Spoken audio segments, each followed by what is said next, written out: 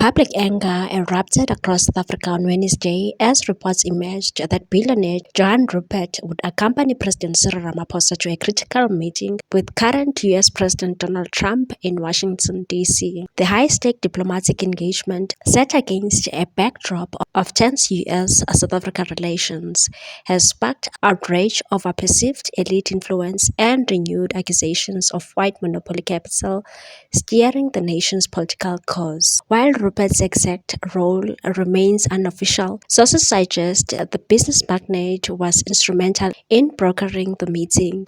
This revelation has ignited fierce criticism online, with many South Africans comparing Rupert's alleged political reach to that of the Gupta family during the height of state capture allegations. One user wrote, "Rupert owns South Africa and Ramaphosa is his plus one." Rupert, South Africa's richest man and a prominent African businessman, is said to have helped facilitate the talks following Trump's incendiary remarks about alleged white genocide in South Africa and his administration's decision to grant asylum to 49 white South African farmers, though the presidency has yet to confirm Rupert's inclusion in the official delegation. His reported involvement has overshadowed the diplomatic agenda. The meeting is expected to address several sensitive issues, including bilateral trade, South Africa's case against Israel and the International Court of Justice, and Trump's widely criticized commentary on race and land reform in the country.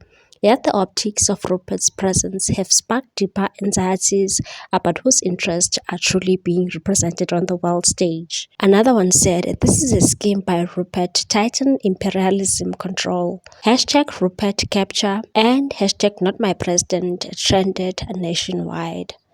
Critics argue that the government has failed to apply consistent scrutiny to powerful figures across racial lines, and one said, "We condemned the Guptas, but we are silent on Rupert." It's still state capture, just with a different face.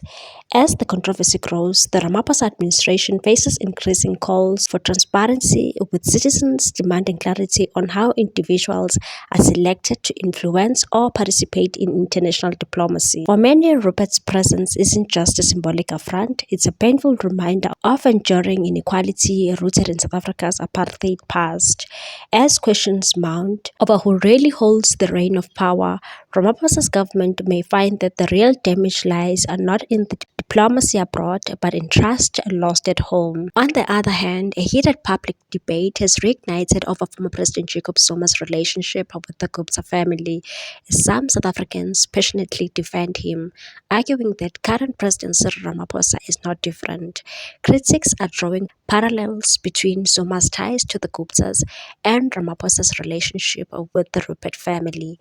While Zuma faced widespread backlash and allegations of state capture due to his association with the Guptas, some argue that Ramaphosa's close links with the Ruperts have not received the same scrutiny, despite similar concerns of undue influence and elite favoritism. This comparison has sparked accusations of double standards.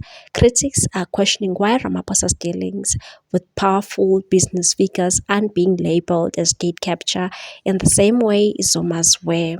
The economic freedom fighters have also come under fire. Detractors claim the EFF has remained noticeably silent about Ramaphosa's ties to the Ruperts, suggesting if it were Zuma and the Guptas taking high-profile trips abroad, particularly to America, the EFF would have been vocal, launching campaigns and protests accusing Zuma of selling out the country. People reacted on social media, and one said, "Imagine if it was the Guptas accompanying Zuma. EFF wouldn't sleep that day. They would even be writing to the public protector to investigate the nature of the meeting to peddle corruption news. Thereafter, table a motion of no confidence, approach courts to take away citizenship of the Guptas, go on every media platform to state how state money was used to finance the strip, state investigation on the shoes and suits he would be wearing in the meeting." Another one said, "Breaking: Rupert, who has captured South Africa, is in the US to help Ramaphosa win back Trump's trust in South Africa. Minister Mbalula, if Zuma removes Gordhan, will shut down the economy of the country. will make the rand flat on the ground. You must go and tell him, Rupert Zumbalula at the Zondo Commission. Zondo excluded this in his state capture report. Who controls South Africa? Another one said, let's imagine Jacob Zuma taking the Gupta brothers to America. It's exactly what Ramaphosa has done by taking Rupert to Trump. Unfortunately, we think this is normal. Another one said, the media hasn't told you that Johan Rupert is to Cyril Ramaphosa what the Guptas were to Jacob Zuma. That's why you are not angry and not yapping about state capture. Unfortunately, the media will not tell you because he owns it along with his three friends. Another one defending Zuma said, I still yet to even today that Zuma tried to replace this man with the Gupta. The economy wouldn't collapse because they have money too. They wouldn't have interfered with land issues and they had close relationship with BRICS nations. That's why he is hated so much. Wake up. Another one said, it's only now that people are waking up to a reality. Guptas were killing Rupert in white man's business. That's why it's called state capture. Has nothing to do with South Africans. Zuma chose to work with Guptas, which in turn Guptas gave people what they needed, jobs. Another one said, can you imagine how social media would blow up if it were President Zuma and Gupta brothers accompanied by Brian Molefe and Msebenzi Zwane?